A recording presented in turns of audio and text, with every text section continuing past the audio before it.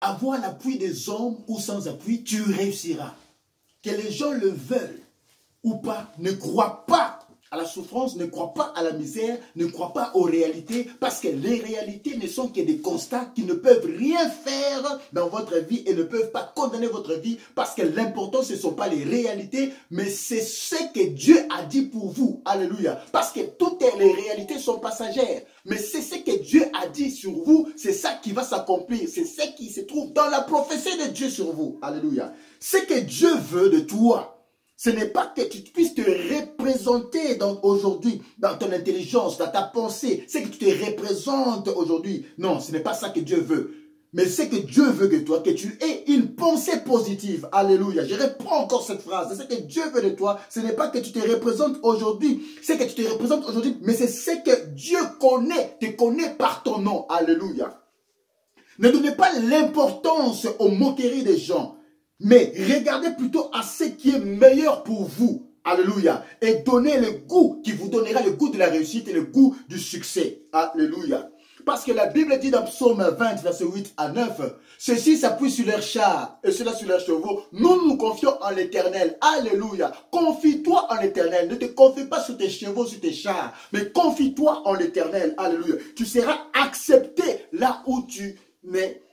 Tu seras accepté là où tu ne croyais pas être accepté. Alléluia. Au même endroit de ton échec, c'est au même endroit où Dieu va opérer un miracle dans ta vie. Alléluia. La vie que Dieu t'a donnée, prends-la, considère-la dans le bon sens et crois aux possibilités illimitées de Dieu pour ton miracle en faisant des exercices spirituels, par la prière, par les jeûnes, la lecture de la parole de Dieu, la méditation. Tout cela, ce sont les exercices spirituels que tu es en train de faire. Alléluia. Pour saisir ces opportunités afin d'avoir un nouveau départ. Alléluia. Comment saisir l'opportunité pour un nouveau départ? Quel exercice dois-tu faire pour saisir l'opportunité pour un nouveau départ? La Bible déclare que Jésus vit au bord de la mer deux barques, d'où les pêcheurs étaient descendus pour laver leurs filets. Il monta dans l'une des barques qui était à Simon et il le pria de s'éloigner un peu de terre. D'où, comment peux-tu saisir l'opportunité pour un nouveau départ? La première chose à savoir, vous devez confier votre barque à Dieu. Or, la barque, qu'est-ce que ça nous symbolise? La barque symbolise votre vie. C'est-à-dire que vous devez dédier votre vie à Christ. C'est-à-dire mettre tout ce qui est à vous à Christ. Alléluia. Vous consacrez à Dieu, vous consacrez à Jésus. C'est le premier point, la première clé pour pouvoir saisir une opportunité pour un nouveau départ. La deuxième chose que vous devez faire, Jésus a dit à Simon, avance en plein eau. Avancez en plein eau et jetez les filets. Alléluia. Or, la deuxième chose, la deuxième clé pour saisir l'opportunité pour un nouveau départ, c'est d'avancer dans l'eau profonde. Alléluia. Or, l'eau nous typifie la parole.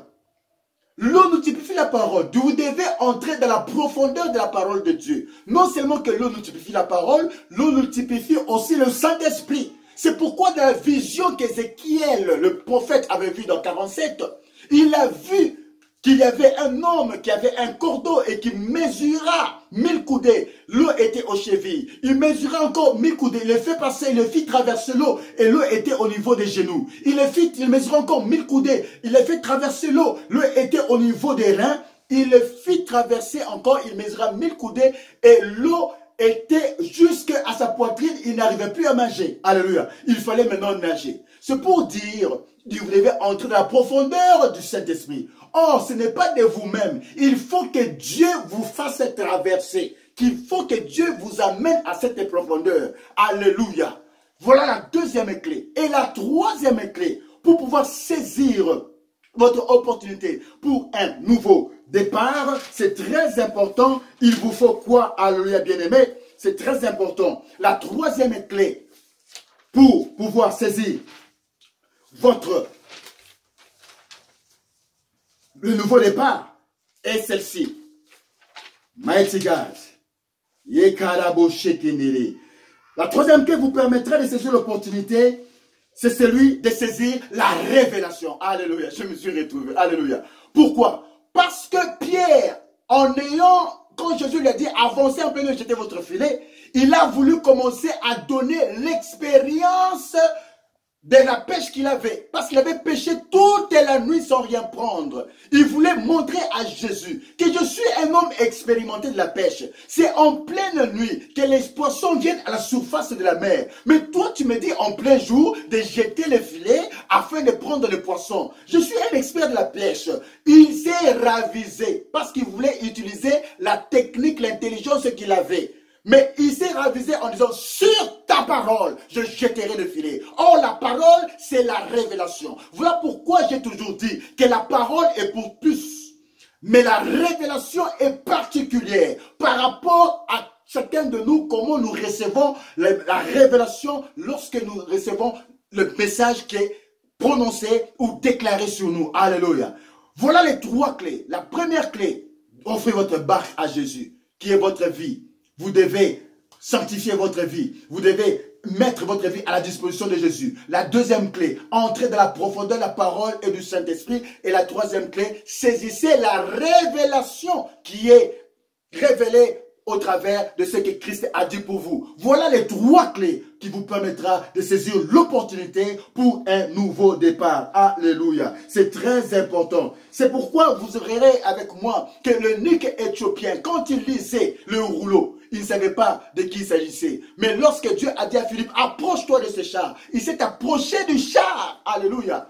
Et il a ouvert le rouleau. Il a fait comprendre à l'eunuque éthiopien. L'eunuque éthiopien a saisi alors la révélation. C'est ainsi qu'il a eu son baptême. Voilà pourquoi nous sommes arrivés à la fin de notre message de ce soir.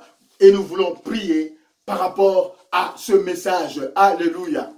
La foi est l'opportunité pour un nouveau départ. Bien-aimé, tu vas prier avec moi en ces mots. Oh Seigneur, plante de bonnes dispositions dans ma vie pour vivre un nouveau départ au nom puissant de Jésus-Christ. Allez, déclare là où tu es. Déclare, demande à Dieu de planter de bonnes dispositions dans ton cœur, de planter de bonnes choses en toi, afin que tu vives les opportunités pour un nouveau départ. Nous prions au nom puissant de Jésus. Prie là où tu es. Déclare in the name of Jesus, mighty God. Notre deuxième point de prière, répète après moi. Oh Seigneur, arrache toutes les mauvaises plantes, les choses mauvaises de ma vie pour vivre un nouveau départ. Que Dieu commence à arracher toutes les choses mauvaises dans ta vie pour que tu vives le nouveau départ. Déclare ces paroles. Car Dieu est dans la déclaration. Ce que tu confesses, ce que tu déclares, Dieu l'accompagne. Déclare, Seigneur, arrache toutes les choses mauvaises dans ma vie pour vivre un nouveau départ au nom puissant de Jésus. Tu pries et tu déclares, tu pries et tu déclares. Seigneur mon Dieu, arrache toutes les choses mauvaises de la vie de mon frère, de la vie de ma soeur, dans ma propre vie, pour que je ne puisse pas manquer de saisir l'opportunité afin de vivre un nouveau départ. C'est dans le nom puissant de Jésus-Christ Nazareth. Alléluia. Notre troisième point de prière, répète après moi. J'annule tout accord négatif, conscient ou inconscient, pour vivre un nouveau départ. Tout accord négatif, que ce soit conscient ou inconscient, annule cela ce soir, afin que tu vives un nouveau départ. Nous prions au nom de Jésus. Alléluia.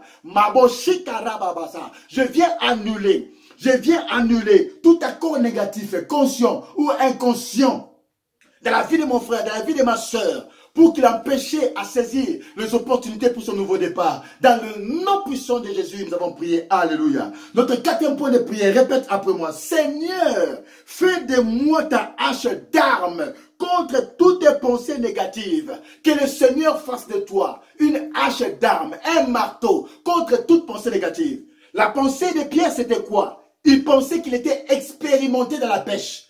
S'il gardait ses pensées, il n'allait pas saisir l'opportunité pour